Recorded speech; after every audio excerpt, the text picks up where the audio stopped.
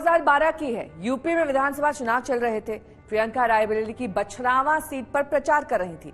एक गांव में उनके स्वागत के लिए वहां के सबसे बड़े कांग्रेसी नेता और पूर्व विधायक खड़े दिखाई दिए।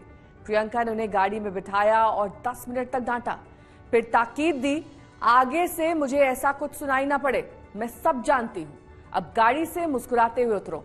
दरअसल ये प्रियंका का वो अंदाज था जिसे कई लोग इंदिरा गांधी का अंदाज भी कहते हैं। ऐसे सच यही है, कई मामलों में प्रियंका बिल्कुल अपनी दादी इंदिरा गांधी जैसी है।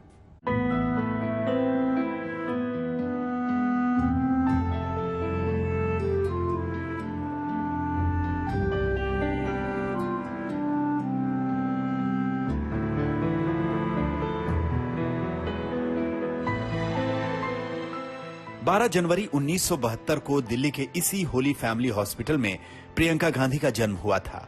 इसी अस्पताल में राहुल का भी जन्म हुआ था।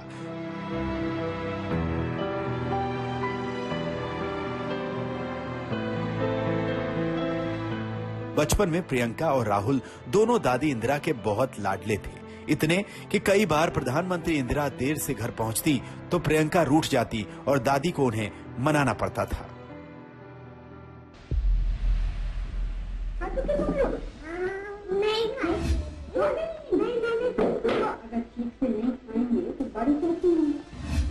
इंदिरा गांधी अमूमन दोनों बच्चों को अपने साथ सुलाती थी, उन्हें जीवन की गूढ़ बातें सरल शब्दों में बताती और अक्सर उनके मासूम सवाल इंदिरा को हैरान करते थे। ये कीड़ा जो है उसके पर गिर जाए और रोशनी जहाँ होती है वहाँ पे आती है। बचपन उनका पूरा दादी के साथ गुजरा है और इन लोगों की आदत थी कि स्कूल भी जाते थे सुबह तो दादी से मिलके जाते थे। और लोगों में जनमानस में है कि प्रियंका जी बिल्कुल इंदिरा जी की प्रतिरूप।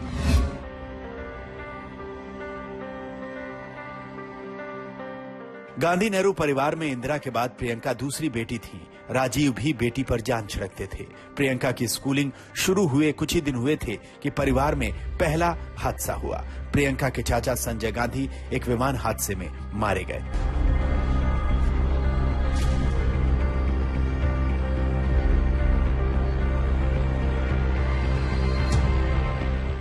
इस हादसे ने राजीव गांधी को सियासत में आने के लिए मजबूर किया। राजीव सोनिया की इच्छा के खिलाफ पायलट की नौकरी से इस्तीफा देकर राजनीति में आ गए। दूसरी तरफ मेनका गांधी को इंदिरा से विवाद के बीच घर छोड़ना पड़ा। राहुल प्रियंका के दिलो दिमाग पर मनोवैज्ञानिक असर पड़ रहा था, लेकिन देश के सबसे ताकतवर राजनीतिक परिवार के बच्चों को हादसों को सहना अभी सीखना था।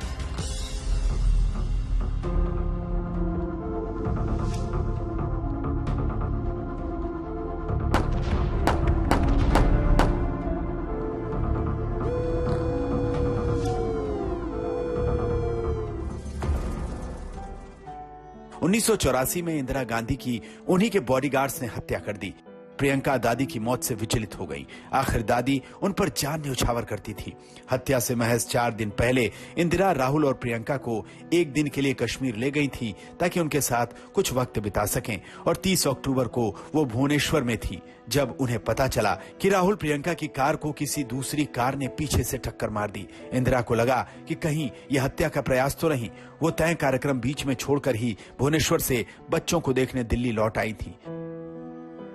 अगले दिन सुबह इंदिरा ने ही बच्चों को स्कूल के लिए विदा किया और बस 4 मिनट बाद उनकी हत्या हो गई।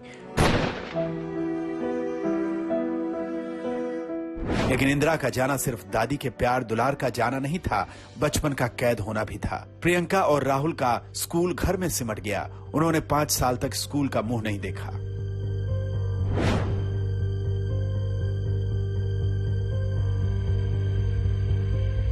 Very difficult is what the children have to go through, and they really have to go through a very difficult period. They can't go out and play, they can't be normal children, they can't have normal lives. लड़ाइयाँ बहुत होती थी क्योंकि एक उम्र के बाद जब मैं 12 साल की थी तो दादी जी की हत्या हमारे घर में ही हुई। हम सब इकट्ठे रहते थे, तो उसके बाद फिर हम स्कूल नहीं जा पाए। तो 12 साल की उम्र से 18 साल की उम्र तक घर पे ही सारी पढ़ाई हुई, सारे एग्जाम्स घर पे हुए। तो जो आमतौर से जो बच्चों का इंटरेक्शन रहता है दूसरे बच्चों के साथ, बाहर जाना, खेलना कूदना और ये सब करना, ये काफ़ी हद तक बंद हो गया था। तो हम अकेले रहते थे घर में दोनों।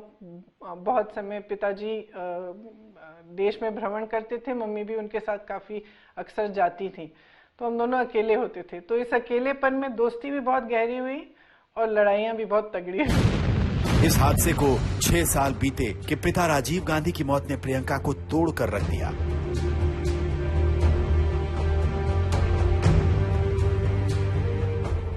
राजीव के जाने के वक्त प्रियंका जवानी की दहलीज पर खड़ी थी, दुनियादारी समझने लगी थी, सियासत से मिली ताकत अब सिमट रही थी, क्योंकि सोनिया राजनीति में आने की इच्छुक नहीं थी।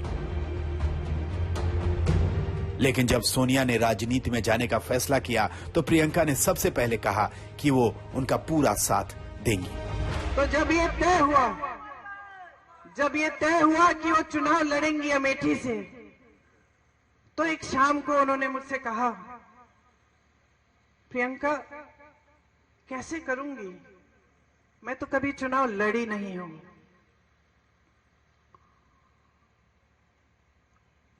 पलक नहीं झपकाई मैंने कहा, मां ये चुनाव मैं आपको लड़के दूंगी, आप आओ मत अमेठी, मैं अमेठी को संभालूंगी।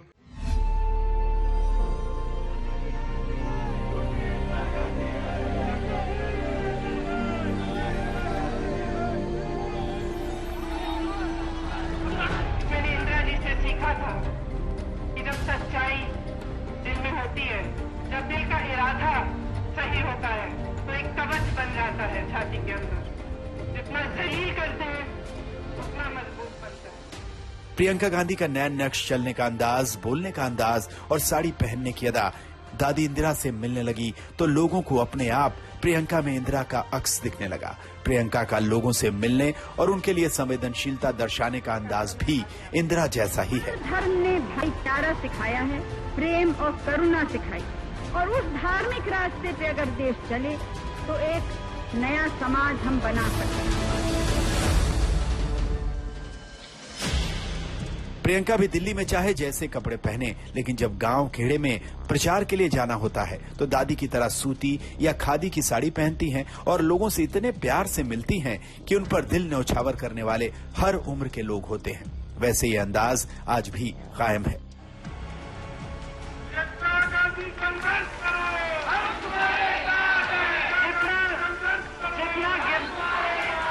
जितना गिराने की कोशिश करते हैं उतनी मजबूती से उठते हैं, ये सीखा मैंने इंदिरा जी से। और मुझे भी जितना जलील करेंगे उतनी दृढ़ता से मैं लड़ूंगी। लेकिन प्रियंका सिर्फ दिखने और बोलने के अंदाज में इंदिरा जैसी नहीं है, वो इंदिरा की तरह मानसिक रूप से बेहद मजबूत है।